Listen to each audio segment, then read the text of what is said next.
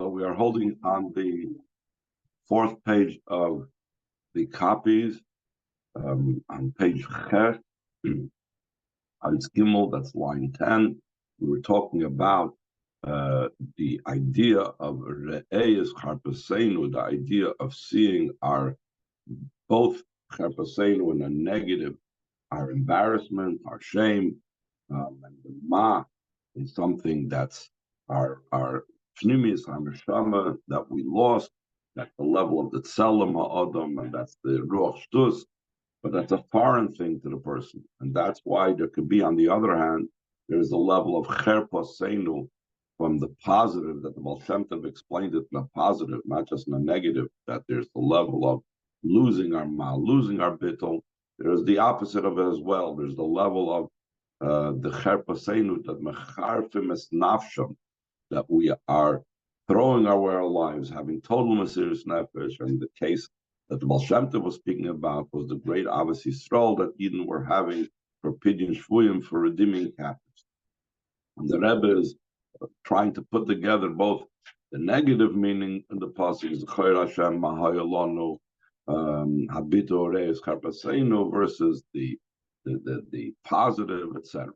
Now the Rebbe goes on to explain more the idea and of this pasuk. The Ma also has the positive and negative. There's the Ma of the Re'u Ma. There's the Ma of Klippa, that the person who wants other people to see that he's bottled.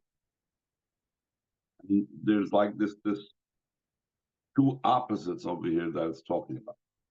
Okay, line 10, page Ches, fourth page of the Maimer is given.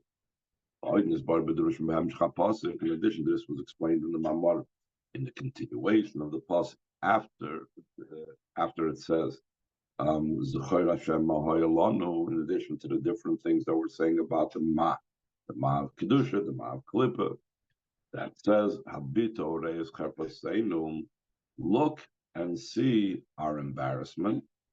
So the word Charpaseinu, the embarrassment, they're connecting it with what it says in a different pasuk about our embarrassment. What's the other pasuk that says in our embarrassment? Hesen la pirush haposh, corresponding to the simple meaning of Charpaseinu, not mecharef es nafsham, that they're throwing away their lives in a positive way, but the shezel inin cherpas al manusayich. It says that we have the embarrassment of your being a widow. That Hashem says the embarrassment of you, the Eden, being a widow. That now in Golus, Knesset Yisrael is called by the term Almana, widow. Like it also says in Megillas Eicha, it uses the term as well, right away at the beginning. He was like an almana. Eicha Yoshva Bodad. Whoa, how she sat alone. He was like an almana. What's the idea of almana?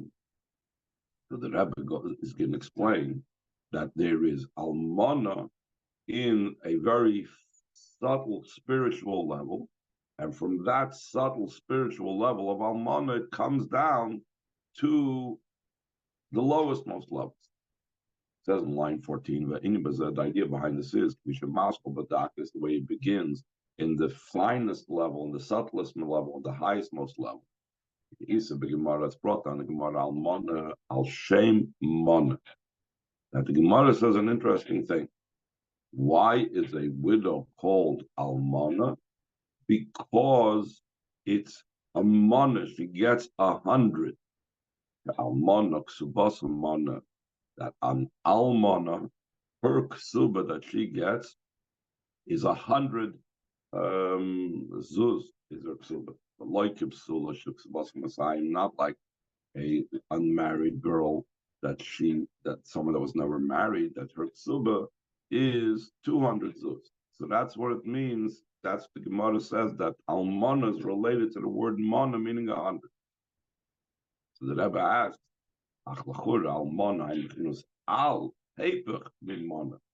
it says al mana, that it's not mana.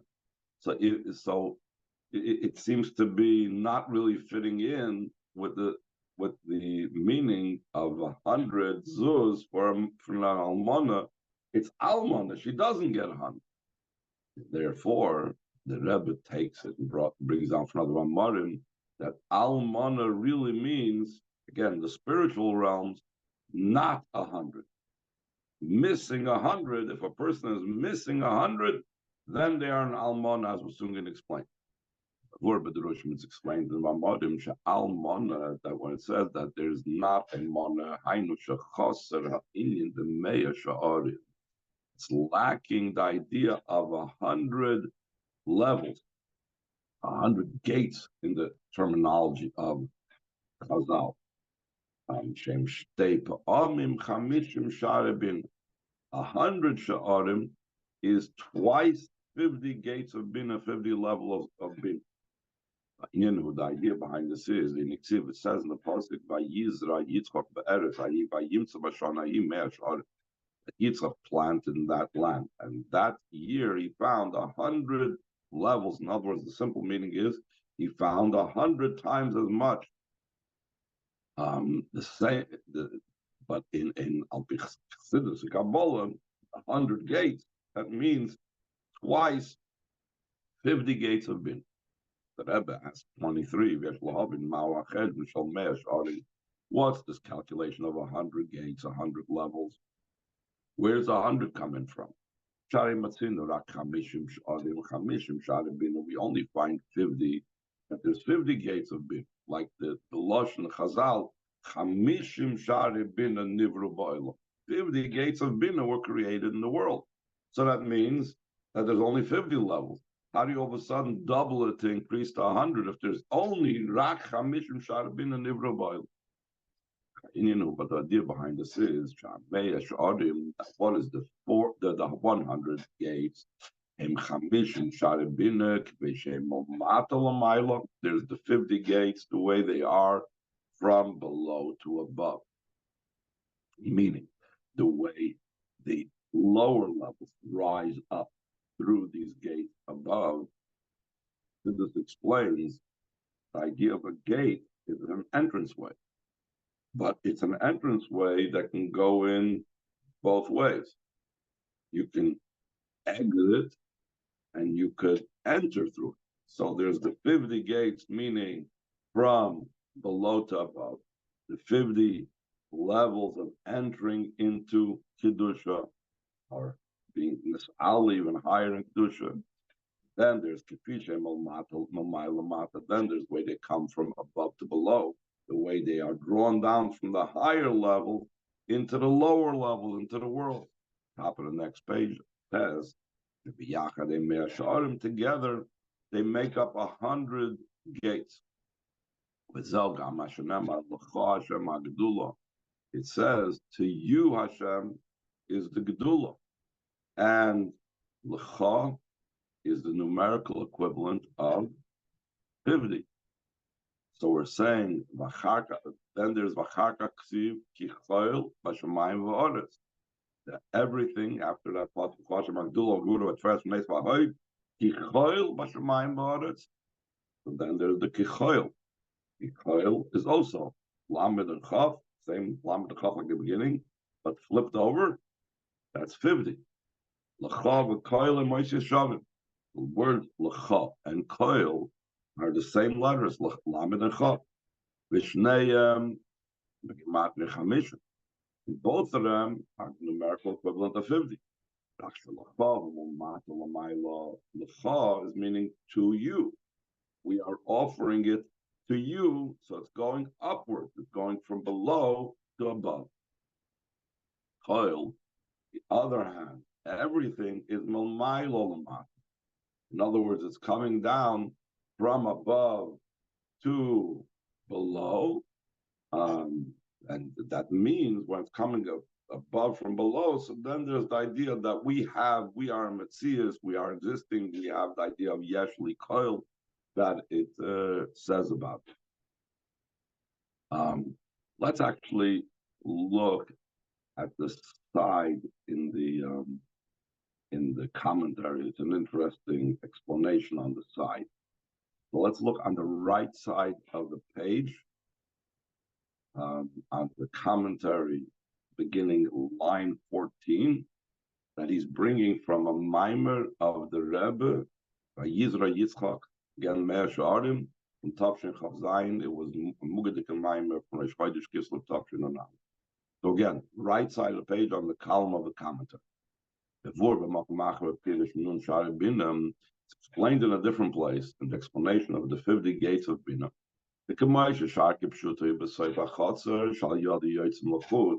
Just like the literal idea of a gate is at the end of a courtyard, that through that gate one exits outward. So Miguel and Nun Shara in a similar vein as this 50 gates of Bina. They are in the lower level of Bina. They are the gateway between Bina and what's beneath Bina. That through these 50 gates of Bina, the intellect comes down into the emotions. That the drawing down of the seichel into midas is going outside of the seichel. It's just like leaving the courtyard, going outside of your property outward. Line 21, the Inyan Hasha'ari, and the idea of the gates, that indicates going outward, because the general idea of the intellect that he's thinking. Even before it's leaning towards the intellect, it's already a level of intellect that is appropriate for and has an association with emotions. Okay, the main thing is we're talking about a lower level in intellect, and that level is the Chamishim Sharabin. Line 24. Another explanation, the 50 gates of Bina, twice. These are the two manners and approaches of from below to above, from above to below. Moshe calls it like it's written that the you Hashem is both the greatness and the might and the beauty and the victory and the five spheres. That everything is by you in the heavens and the earth. Like we said in the Maimer before, that the word lecha is the gematria 50 and koil is the gematria 50. Koil, midas, and it's going on the 5 midas that we just now enumerated in the pasuk. Idula, Gevura, Teferet, and that's midas. These are the primary levels of the midas. You saw in Malchus already reaching outward. The core of the midas of these 5, that Rebbe a lot of times explains this, but Lag Ba'omer, Hoyd Shebahoyd, is the conclusion of the main midas inside. The rest is like Levar Megufa outside of the trunk. So you have 5 midas times 10, you have 50. The Kol Achat Mehem Klul Mayud. Every one of them is made up of 10 midas.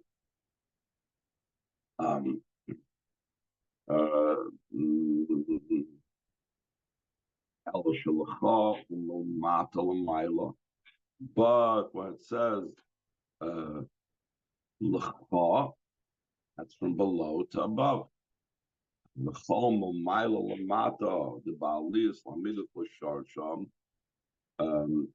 I'm sorry, the chayil, is chayil is going from above to below. That when the midas go up to their root, that's why they have a bittul, because they're going upwards. They're losing their metzias. They're losing their metzias to their lecha, to you. They are completely joined and bottled to Hashem. Lamata, when they're drawn down from above to below, they're in a level of an existence. They are now becoming something. Not only when it comes down from above to below are they felt as a Metzias, but they feel as a full Metzias. Similar to saying, I have everything. I am not lacking anything. I am full of everything. I have everything complete and fully. Okay. but that's the elaboration that we said about Lecha and Koil, about the 50 gates going either Milmata L'Mayla or the 50 gates going Milmata L'Mayla, and that is the 100 that we have concerning the Chamishim Shari, the 100 times the Almana, that we're lacking the level of 100. I will soon explain what that is. Line 6 on page S. Yes, the Kashas and Pirish HaArizal will be connected with the explanation of the Arizal. Yom HaIlul Shaloi HaYav Shabbos Chazon, that his yahrzeit was on Erev Shabbos Chazon that year. In other words, this mimer was said on Vav, on Shabbos Vav Menachem Av. The Arizal's yahrzeit was on the 5th of Menachem Av. So that's what he's bringing from what the Arizal's said, that his yahrzeit was just before the Rebbe said the mimer. The L'kutei Torah Shaloi, there's something called the L'kutei Torah of the Arizal. So the Arizal says, "Al apostle place Aber Hashem bi l'manachem," that Hashem got angry in me for your sake, meaning because of the Yidden, be within me, within Moshe Rabbeinu, there was now something lacking. Before the Yidden did the sin of the Egel, Moshe Rabbeinu was in the most perfect state of divine revelation. And he would comprehend and grasp the 50th gate of the 50 gates and levels of bin. When the Yidden sinned,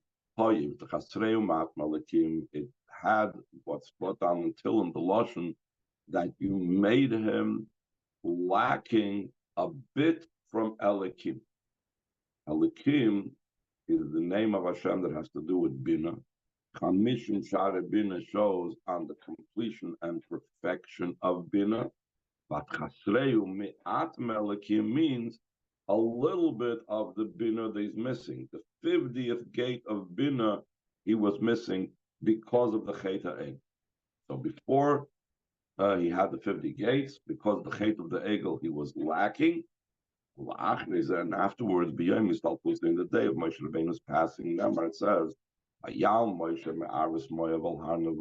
Moshe rose up from the plains of Moav to the mountain of Nevoy.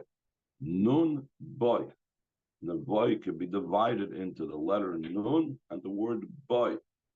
Nichnas Hanun, that the Nun entered, Bishmoy Shal Moshe, in the name of Moshe, V'nasa Neshama, he became a Neshama. When you add Nun to the word Moshe, to the name Moshe, you have the letters for Neshama.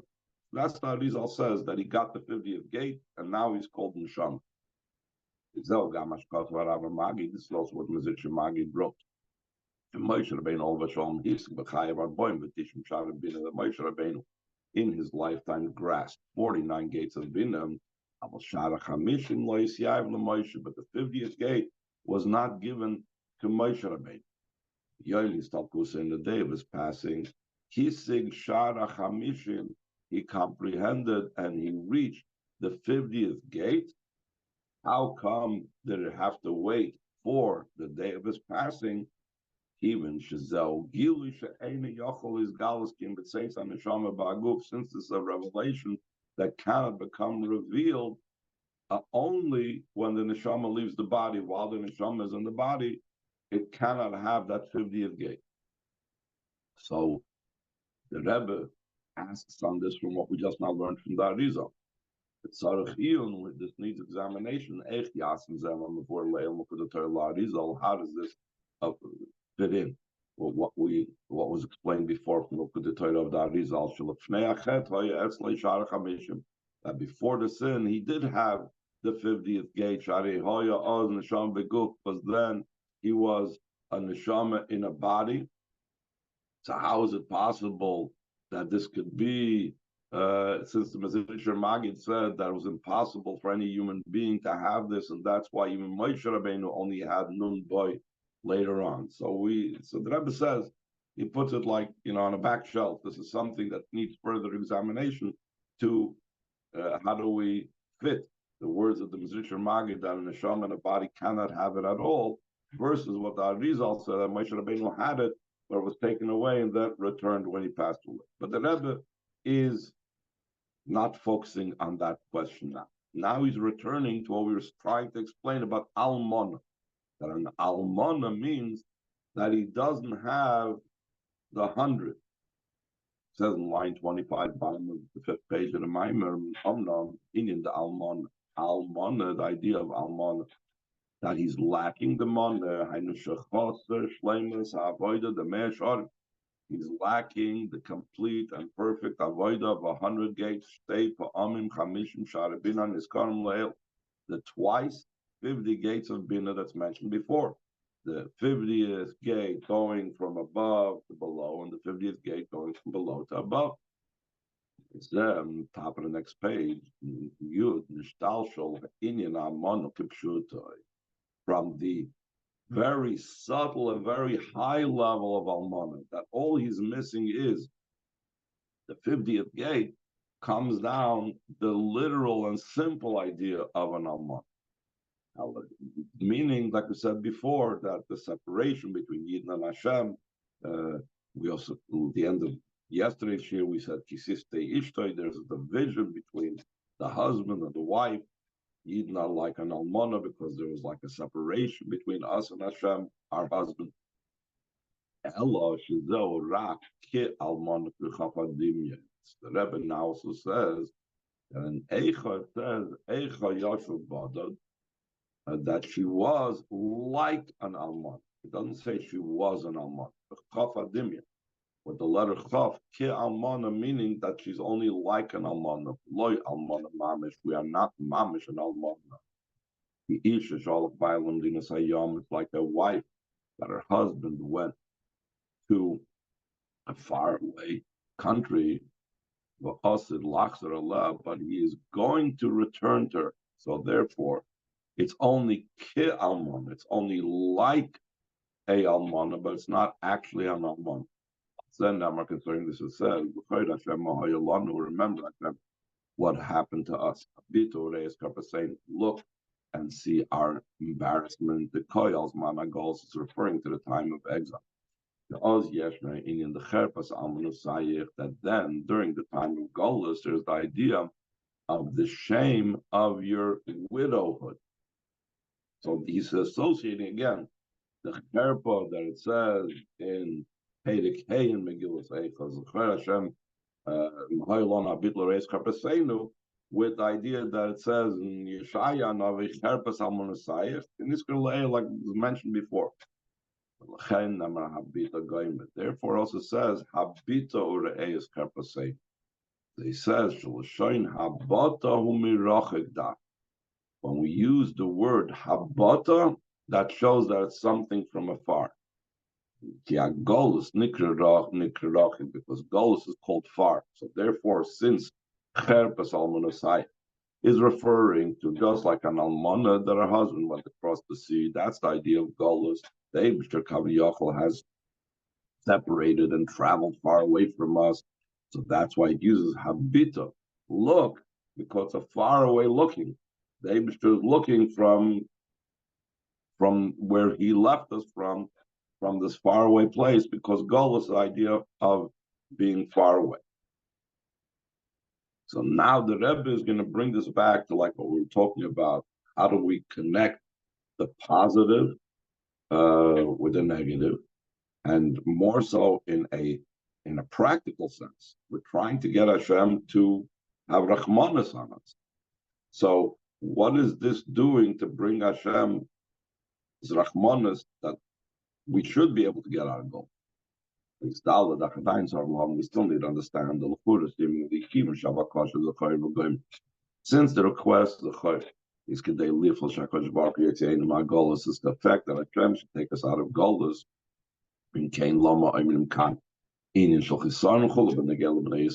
Why do we say over here something that shows on a deficiency concerning the Yid?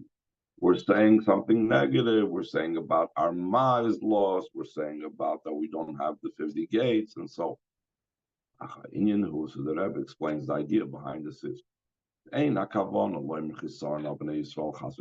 intention over here is not to say anything negative about Eden, heaven forbid, rather to emphasize in the request that Hashem should remember the cause and the reason for what was occurring to us. It's